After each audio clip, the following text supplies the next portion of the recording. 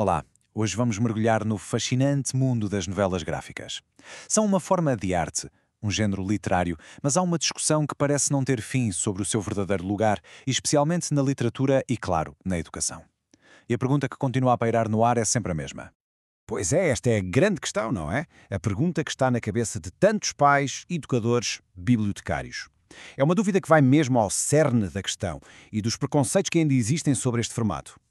E esta frase aqui, bem, ela resume na perfeição o receio principal. A ideia de que as novelas gráficas são, de alguma forma, uma leitura menor, que não desafia, que não ajuda a desenvolver um leitor. Mas será que isto é mesmo assim? Vamos lá ver o que está por trás desta ideia. Então, para desmontar esta ideia, o melhor é mesmo começar pelo princípio. Afinal, o que é que define uma novela gráfica?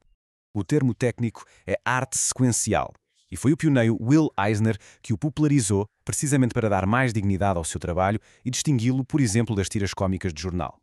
A chave está aqui na palavra sequencial. Não são só desenhos bonitos, é uma narrativa construída imagem após imagem, de forma intencional, para contar uma história. E aqui é que a história fica mesmo interessante, porque apesar de o nome novela gráfica parecer moderno, esta forma de contar histórias é velhíssima. Já se fazia isto nas paredes das cavernas na pré-história. E um exemplo incrível é a tapeçaria de Bayonne, do século XI, que conta uma batalha inteira, cena a cena. A humanidade sempre usou imagens em sequência para contar histórias. Ok, então já vimos que isto não é de agora, mas como é que este formato antigo, digamos que renascido, funciona como uma ferramenta, quase um superpoder, para a literacia nos dias de hoje? Bem, este é talvez o ponto mais óbvio e poderoso. É quase como magia. É um fenómeno visto em escolas e bibliotecas por todo o mundo. Onde entram novelas gráficas, os níveis de leitura disparam. Elas funcionam como um verdadeiro ímã para a atenção, especialmente para quem ainda não sentiu aquele clique como os livros.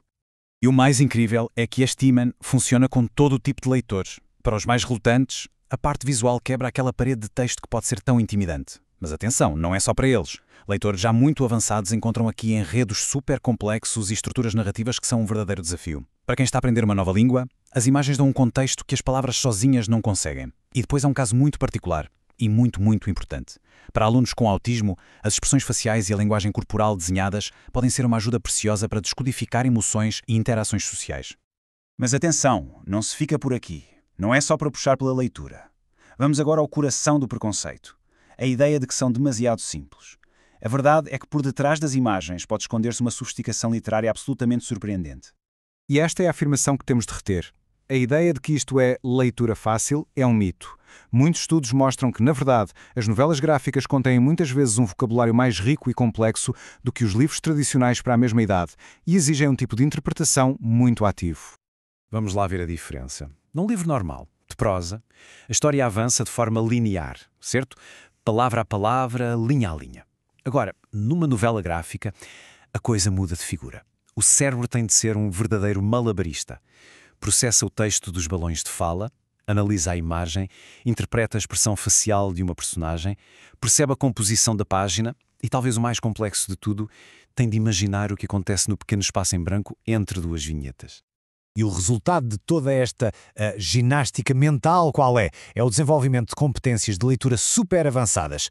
Ler uma novela gráfica obriga a descodificar estruturas narrativas que podem não ser lineares, a procurar por metáforas e símbolos nas imagens, a analisar o ponto de vista da câmara em cada painel e, claro, a fazer constantemente inferências, juntando as pistas do texto com as pistas da imagem. É um treino de leitura crítica de alto nível.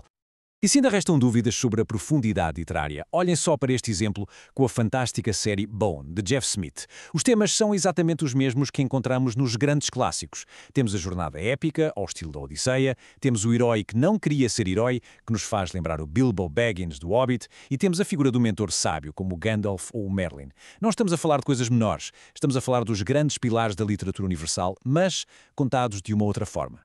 E tudo isto nos leva a uma pergunta interessante. Será que estamos a assistir ao nascimento de um novo tipo de clássico? A verdade é que o reconhecimento oficial por parte do mundo literário já está a acontecer e em força. A prova está aqui, nos prémios. Quando uma obra como American Born Chinese ganha o prémio Prince, que distingue o melhor livro juvenil do ano nos Estados Unidos, superando todos os romances em prosa, isso é um sinal muito claro. O mundo literário está a dizer, sim, isto é literatura. E da boa. Para terminar, fica esta reflexão. Talvez o erro seja ver as novelas gráficas como uma ameaça à literatura a sério. Talvez seja mais correto vê-las como uma parte fundamental da sua evolução.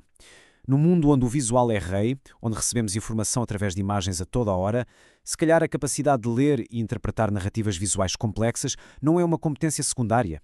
Talvez seja mesmo o futuro da literacia.